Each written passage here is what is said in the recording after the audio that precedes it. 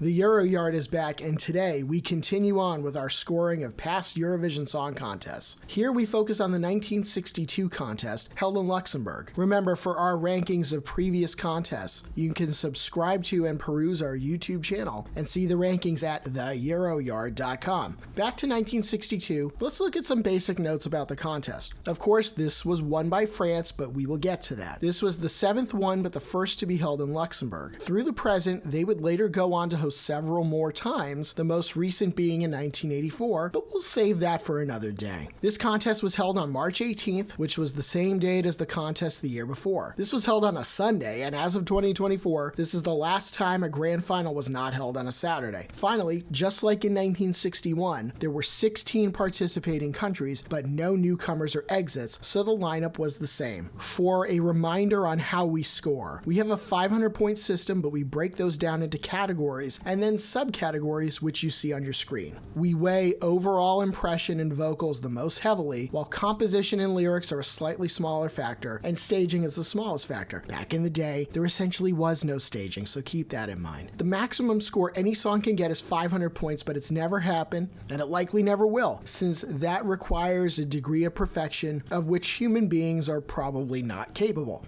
At the end of each contest, we update our all-time scoreboard as we count up towards what we think are Eurovision's best countries. Through the 1961 contest, Switzerland was in the lead with 64 points, while Italy was close behind on 54. Spain is looking to get on the board, but will they do it today? Anyway, let's get to the songs. Like we did in the 1961 video, we will look at the first 5 songs as a group, as they're the bottom 5, and we won't go too deeply into them. In alphabetical order, they are Denmark, Finland, Germany, the Netherlands, and Spain. Now we'll have a few brief remarks on each in the order in which they scored. First was Finland, Tippy T by Marion Rung, and this was one of those where I had to try to keep in mind that it was the early 1960s and lots of things were annoying and didn't age well. But I have to say this is one of the most irritating songs I've ever heard. It wasn't even cute irritating, just irritating. Second from the bottom was the Netherlands with Katinka by the Spellbreakers, and this song is notable because the lights went out during the performance. Maybe that impacted the jury's impressions of it, but not mine, because I thought it was kind of weak and the vocals didn't impress me a whole lot. I didn't think the song itself was terrible, but the execution was a little lacking. In 14th place was Spain, Victor Balaguer's song Yamame. There was another song with the same name in 2022 by Romania of all places, and very different from this one. Anyway, I found this performance pretty marginal. I wasn't in love with the vocals, and lyrically it wasn't the best at all. Up to 13th place we have Denmark and Ellen Winther's song Vuggevisa, which means lullaby. Not to be confused with Dansevisa, Denmark's song, which will win next year. I actually found the vocals pretty decent here, but I don't think it was a strong composition, and frankly it was kind of dull. Finally, in 12th place was Conny Frobus of Germany and her song Zwei kleine Italiener, which means 2 little Italians. She definitely played up the cute here, but I think the vocals were thin relative to some of the other songs in the contest, nor were the lyrics too amazing. In 11th place, we will highlight the song that just missed the top 10, and that was the host country, Luxembourg, with Camilla Felgen's song Petit Bonhomme. This was his second time at Eurovision, and ironically, in 1960, we had him in 11th place as well. Sorry, Camilla, but no points for you. I actually thought this was better than his first effort, but the top songs would have been hard to displace. He sang okay, and I think the composition itself was okay, which was reflected in his score. This one was just okay. Felgen was one of 4 singers in this contest who appeared previously. This song came in 3rd place on the night, which I think was quite a bit generous.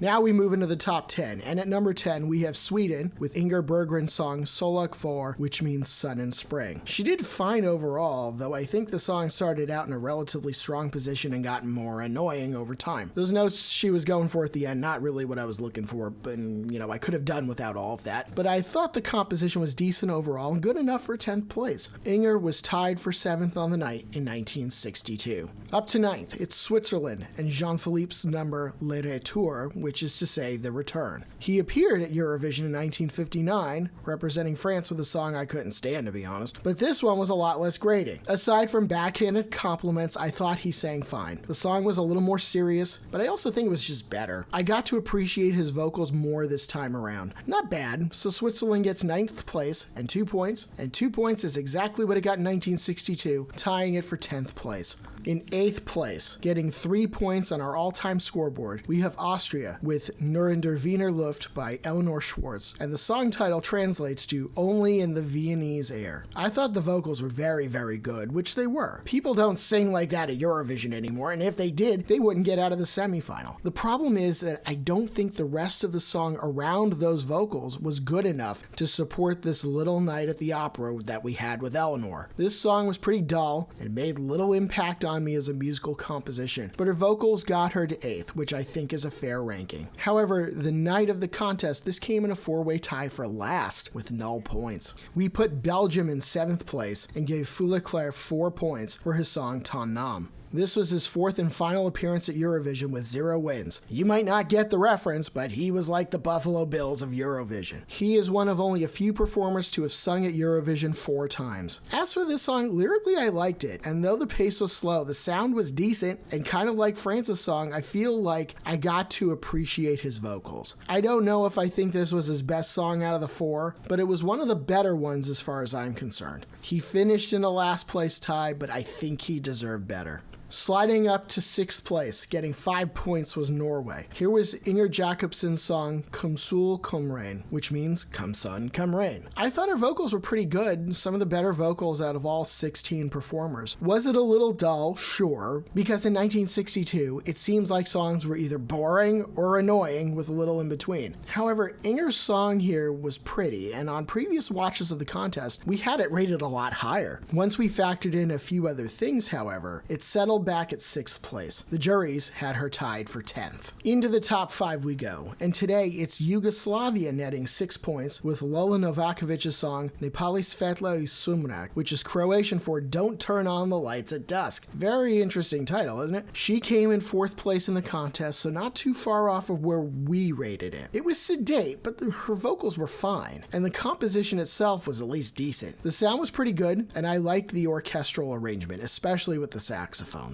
I don't know if pretty is the right word for it, but it left a good impression for sure. It was a solid effort, and I'd probably be all about this song if I were living in 1962, which I was not. In 4th place, we have Monaco, with returnee Francois Degel getting 7 points for his country with Dis Rien, which means say nothing. He came in 2nd place behind winning France, but we gave it 4th. The competition between the top 4 songs was fairly tight. Degel was a good singer, of that there is no doubt. His voice is so lusciously deep. Of the sedate ballads at this year's Eurovision, this was probably the least sedate of them because he did put some power behind his vocals, and that got my attention. The lyrics included the line, "My hands play on your dress," which might have caused a little pearl clutching in 1962, but I get what he was going for, that words were unnecessary with his lover. This one also had a big finish, which I appreciated. Good job by Monaco here. In 3rd place, we have the United Kingdom and Ronnie Carroll's first entry, Ring-a-Ding Girl. In 1962, he finished tied for 4th with Yugoslavia. This was definitely the most peppy song in 1962 and quite different from almost everything else in the contest. This was no ballad, that's for sure. The lyrics were fine, maybe a little repetitive, but the sound of the song was unique, so it stood out with its faster pace. Carroll himself sang decently, and I liked this song a lot in general. It was a breath of fresh air, to be honest. Here's some interesting information about Carroll. He continued his singing career into the 2000s, but ultimately tried his hand in politics. He ran for the British Parliament 3 times and actually passed away in 2015 in the middle of his 3rd campaign. In any event, that's 8 points for the UK here.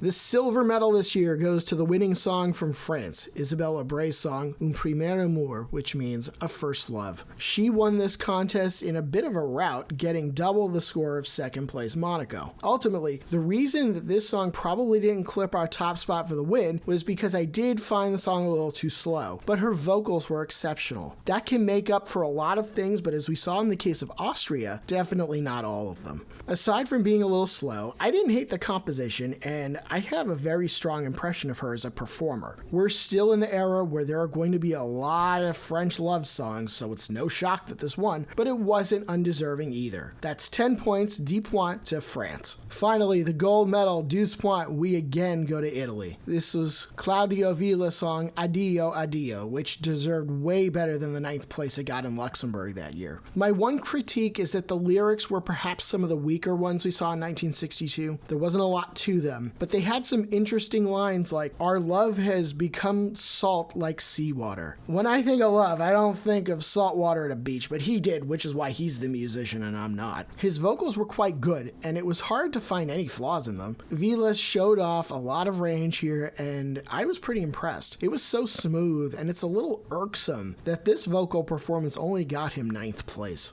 Now we look at the 1962 contest by category, breaking down the top songs by several of our main scoring areas. First, in terms of our overall impression, we actually had France narrowly ahead of our Douze Points song Italy, which was in 2nd. We had a tie for 3rd place between the United Kingdom and Monaco. Next, we look at the engagement score, and in that category, we gave the nod to the United Kingdom. In 2nd, we had Germany, which did not ultimately make it into our top 10. And again, there was a tie for 3rd, this time between Italy and Sweden. The combined vocals category saw Austria come in 1st place, just ahead of Italy, while France followed up closely behind them. Not a lot of points separated those 3 countries, and if it matters, in 4th place, we had Norway. Finally, we will look at our combined composition and lyrics scores. The United Kingdom was our top song here, followed by Sweden in 2nd, and what a surprise, there was another tie for 3rd. This one featured Belgium and the Netherlands. As for my endnotes on this 1962 contest, well, you know what they say, everything's relative. I think that compared to other contests of this era, this wasn't all that notable, but on its worst day, the quality is still significantly better than a bunch of contests that you would see in the 2000s or 2010s. This contest might only be remembered for the lights going out, not a great way for Luxembourg to host the first time, but they got better at it. France was a deserving winner. It was their best winning song to this point out of the first 3, but I don't think it was their best winning song through the present. There will be better ones, more on that down the road. Finally, which you've all been waiting for, we update the all-time Eurovision scoreboard through the 1962 contest. Italy has caught Switzerland with 66 points each, while the United Kingdom is now in 3rd place on 42. France, who have won 3 out of the past 5 years, are in 4th place, pushing the Netherlands into 5th. And yes, Spain, España, I promise you're going to make a move, don't worry. For more on the Eurovision Song Contest, past, present, and future, follow our YouTube channel and visit us at theeuroyard.com. Stick around, you might enjoy yourself.